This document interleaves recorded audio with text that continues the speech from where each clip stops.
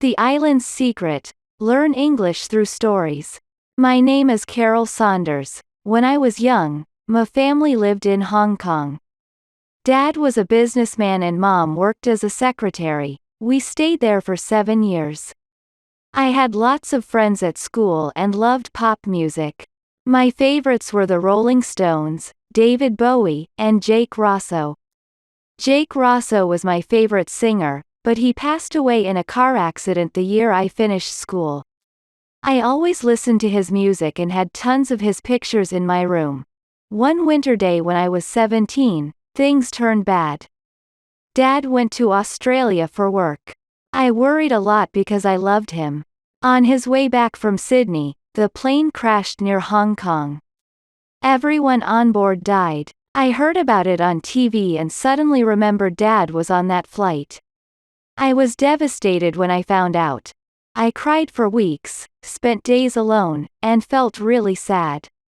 I stopped seeing my friends, removed Jake Rosso's stuff from my room, and didn't care about anything anymore.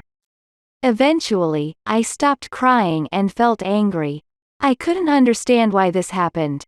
Mom was upset too. I was studying at college, but after Dad's death, I didn't focus on my studies. I started hanging out with a new group Mom didn't like. They did risky things, and I got into drugs because I was unhappy and mad. The police came to my college, though they didn't arrest me. Still, I had to leave. Mom was really disappointed. She suggested we return to England. Maybe I could find happiness there. I agreed, wanting to forget everything that happened. I wanted to leave my past behind and start anew. A month later, we returned to England and stayed in a London hotel. London seemed strange at first, with its red buses and everyone speaking English. It was the start of summer, 3 months before college started in autumn.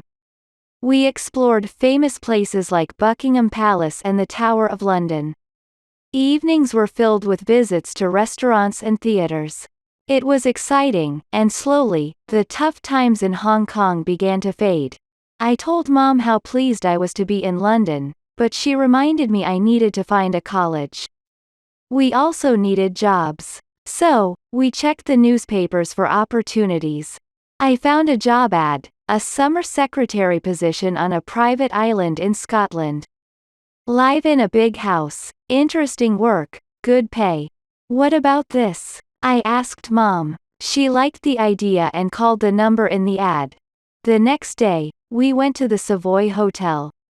It was fancy, unlike our hotel, and in the city center. Mom really needed this job.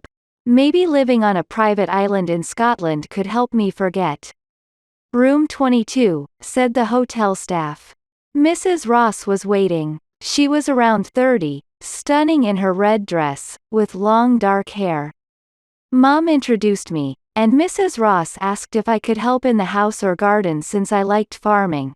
I'd like to work on the farm, I said. Mrs. Ross asked Mom about our past, and they went into a room for more discussion.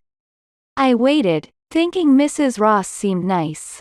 Soon, Mom came out, smiling. Mrs. Ross asked her to wait for a moment while she made a phone call. Mrs. Ross stepped back into the room, closing the door quietly. Nearby, I caught snippets of her phone conversation. She seemed to discuss finding someone suitable for a job, mentioning a daughter who could help in the garden or on the farm.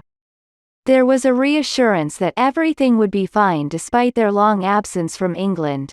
Later, Mrs. Ross emerged and informed my mother that she had secured the job. Mom was pleased, and so was I, but a lingering worry settled within me from that phone call.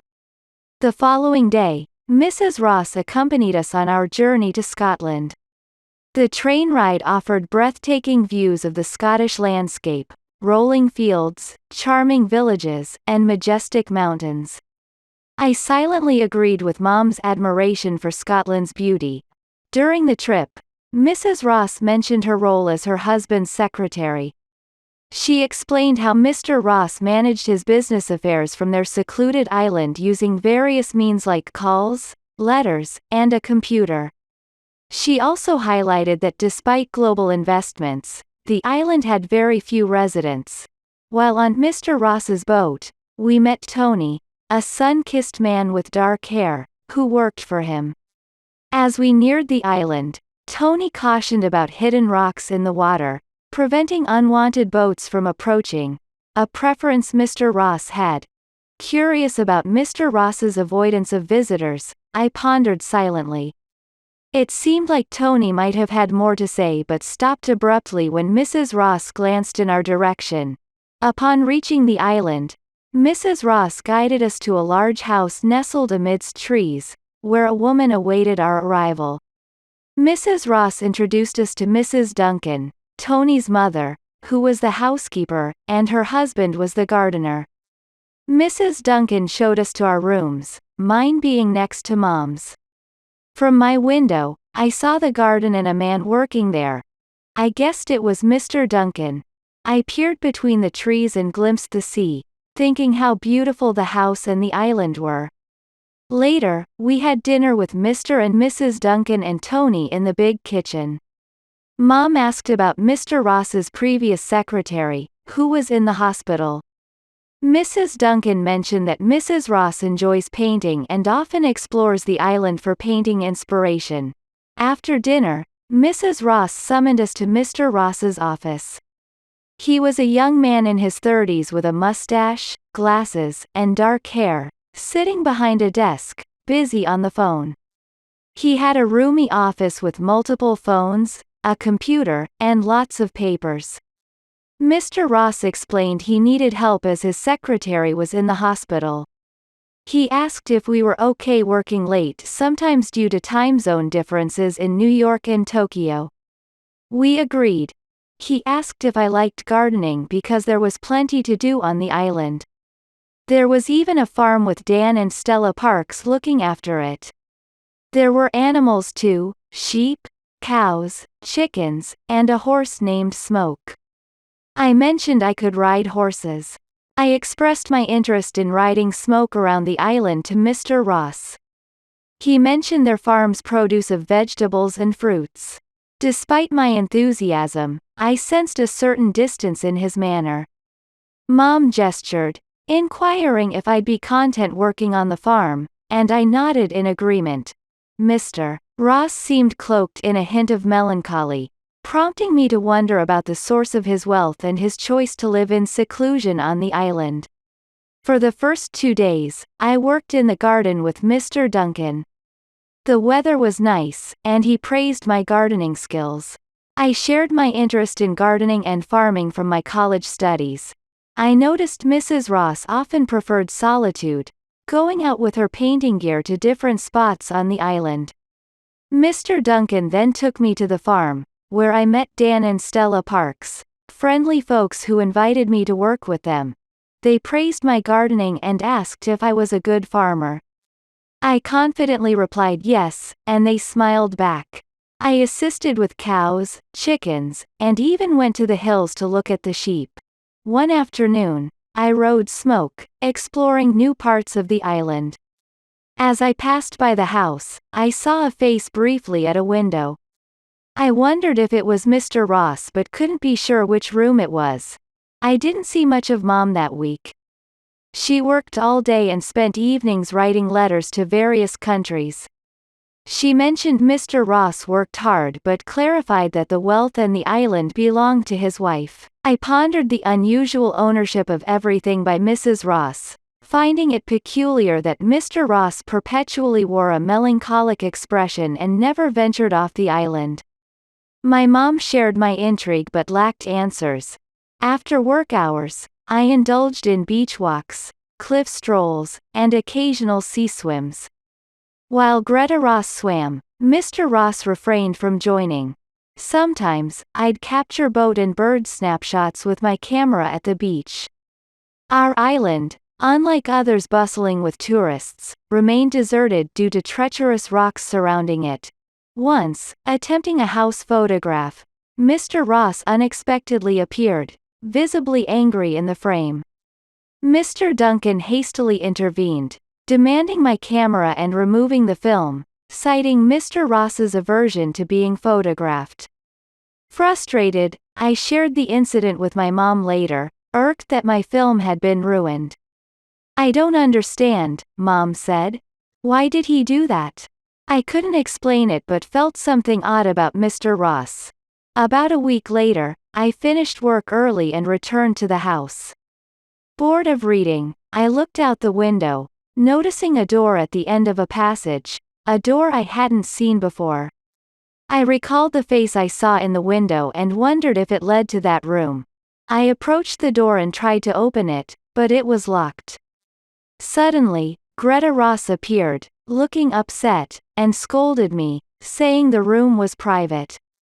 I apologized and promised to stay away. I told Mom about the locked door, wondering what secrets might be behind it. Mom shrugged it off, saying Mr. Ross could have locked rooms if he wanted. But I couldn't shake the feeling that there was something peculiar about Mr. Ross and the island. "I feel like someone's keeping something from us," I mentioned to Mom, but she laughed off my detective instincts, marking the end of one side of the story. 2 days later, a storm hit in the middle of the night. Unable to sleep due to the heat, I looked out the window at the wild weather. Amidst the dark house, I noticed one window with a light on. Curious, I counted the windows and doors to realize that the light was in the locked room. Putting on my dressing gown, I ventured out of my room into the dark house. As I approached the locked room, I heard someone inside. The light turned off, and Mr. Ross emerged, locking the door and discreetly hiding the key in a plant pot nearby. Hearing him, I rushed back to my room, but Mr. Ross questioned someone's presence. I stayed quiet, then he moved on. Shaken by fear, I pondered about the locked room's mystery and how I now knew how to access it. The storm subsided by morning, and I worked on the farm. I refrained from mentioning the incident to Mrs. Duncan at breakfast. Back in the house, I noticed Mr. Ross on the phone in his office, Mom working, and wondered about Mrs. Ross's whereabouts. From my window, I saw Mrs. Ross with Tony Duncan heading towards the boat. As they sailed off, I suspected they might be going to Edinburgh. Once the boat was far out at sea, I seized the opportunity, taking the key from the plant pot and unlocking the mysterious room. Inside, I was shocked. The room was filled with peculiar items, colorful shirts, suits, guitars, posters, and photographs. Amid the posters, I noticed Jake Rosso's familiar face, my beloved singer. As I gazed at his picture, something uncanny happened. I started seeing another face within those posters, an older version with a mustache, resembling Mr. Ross. In disbelief, I exclaimed that Mr. Ross couldn't be Jake Rosso. Suddenly, Mr. Ross appeared behind me, looking fearful. He pleaded for my belief, denying his identity with Jake Rosso. But I couldn't comprehend. How could that face not be Mr. Ross if not Jake Rosso? As I stood in the room, staring at the posters and photographs of Jake Rosso, a wave of disbelief washed over me. The man standing behind me, claiming to be Mr. Ross, had just shattered my long-held belief. Jake Rosso was not just a singer to me. He was an icon, someone I deeply admired. The revelation clashed with my memories, hundreds of photos, countless records, and the unwavering love I felt for this pop star. Despite my protestations, Mr. Ross stood there calmly, watching my reaction. His admission hung in the air, the reality conflicting with my staunch denial. My insistence persisted, pointing out the alterations in his appearance. The shorter hair, the added mustache, the glasses, yet clinging desperately to the unshakable belief that he was still Jake Rosso, albeit changed. Amidst my disbelief, Mr. Ross remained composed, silently acknowledging my incredulity. His admission about my mother's job felt like a piece of a larger puzzle in this bewildering revelation. My probing for further truths about others knowing his secret yielded evasive responses, leaving the truth suspended in uncertainty. As the weight of the moment lingered, Mr. Ross finally relented.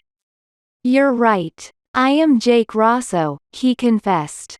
It was a jolting acknowledgement, blurring the lines between an idolized figure and an ordinary man. The room felt charged with conflicting emotions, a mix of shock, disbelief, and an unsettling sense of having uncovered a long-guarded secret. In a moment of disbelief and frustration, I vehemently rejected Mr. Ross's claim that he was Jake Rosso.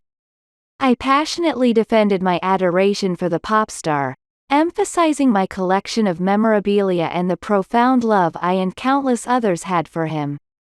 But Mr. Ross remained stoic in the face of my emotional outburst, quietly refuting Jake Rosso's death.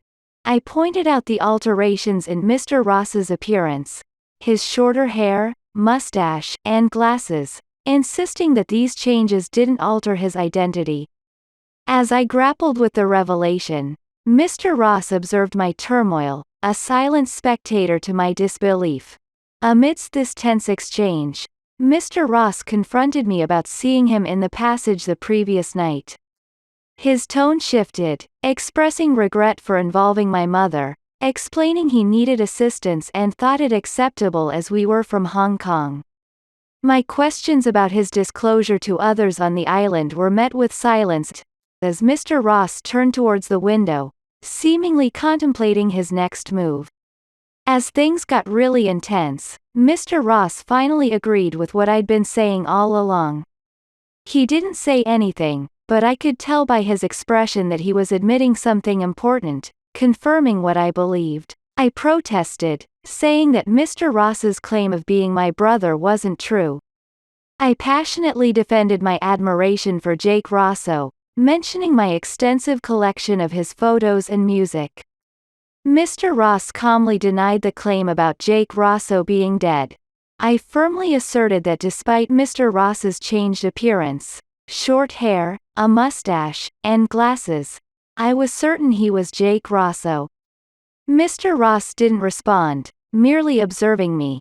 He seemed upset when he realized I was the person he'd seen in the hallway the previous night. He admitted his misjudgment in offering my mother a job, assuming it was fine because I came from Hong Kong and could assist him as a secretary. When I inquired whether others knew about his true identity, Mr. Ross didn't provide an answer. He walked to the window, lost in thought. After a while, he finally acknowledged, "Fine, you're right. I am Jake Rosso. I knew it." He appeared troubled, asking if I could keep a crucial secret. I agreed. Then, he revealed that the people on the island were his family. He disclosed his true identity as James Duncan, stating that Mr. and Mrs. Duncan were his parents, and Tony was his younger brother. His secretary, Lisa, was actually in the hospital. Dan and Stella Parks were his aunt and uncle. As I questioned why he was on the island, he began his confession. He admitted he was once a famous pop star, wealthy and married. But things fell apart. He fell into drug abuse and alcoholism, causing terrible incidents, feeling unable to control himself. Surprisingly, I confessed my own experience with drugs. He continued his story, recounting a tragic night when he was driving drunk and accidentally killed a 15-year-old girl. He confessed his despair and fear, fleeing the scene, too terrified to report the accident to the authorities. Feeling there was no way out, he devised a plan. Faking the death of Jake Rosso, effectively ending his public persona. He clarified that while his family knew he was alive, no one else did, except me now. I asked how he managed it. James Duncan explained he revealed his plan to his family and his wife, Greta. After initial reluctance, they agreed. He set up a fake car crash by putting some belongings in the car, pushing it off a cliff, and burning it. The police found the burnt car and assumed he died in the crash. Afterward, his family hid him away for months while he transformed his appearance and changed his identity to James Ross. He invested Greta's money and his own, living a new life. However, the room with guitars, posters, and photographs was his way of remembering his old life as Jake Rosso. James Ross shared his story with me, admitting he'd never sing again and vowed never to take drugs. He explained that the room was a reminder of his past, a past he didn't want to forget but wanted to leave behind. Promising not to reveal his secret, I understood his need to escape his past, just as I wanted to forget my own mistakes. We left the room together, closing the door behind us. I didn't disclose anything to anyone. By the end of the summer, my mother and I left the island. Now, I'm content working on a farm in England, and my mother's relieved because I'm happier. I've never returned to the island, but I know that a man living there is supposed to be dead.